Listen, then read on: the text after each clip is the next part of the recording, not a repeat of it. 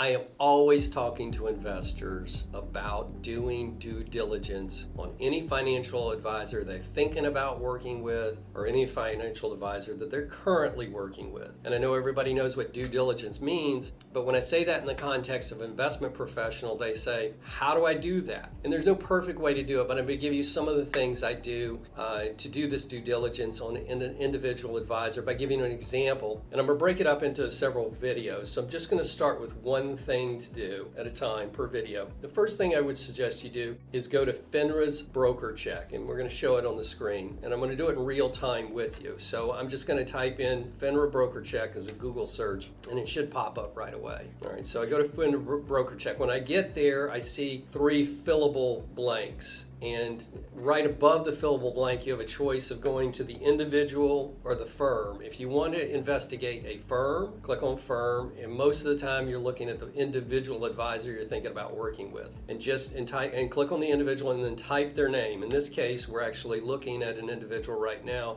in a new matter, and his name is Richard Cefalio. And go to if you type in his name, because it's a fairly unusual name, that's all you need. If he or her has a plain Jane name, or something like Sue Smith, you might have to type in the name of the firm or the city or state they're in to find them, and may pop up a few options, but you should be able to tell. In this particular one, this is the right Richard Cefalio. He works for LPL, which we already knew.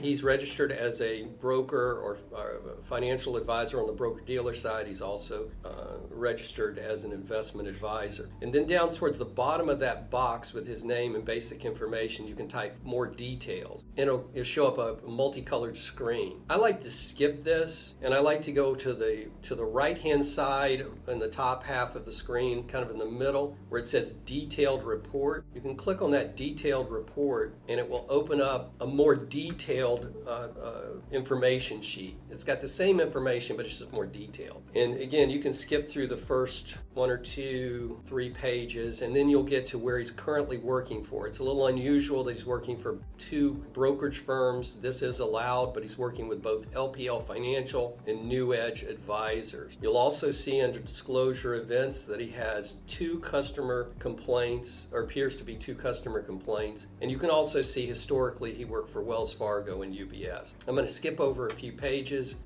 It's all important, but I'm just going to cover some of the highlights.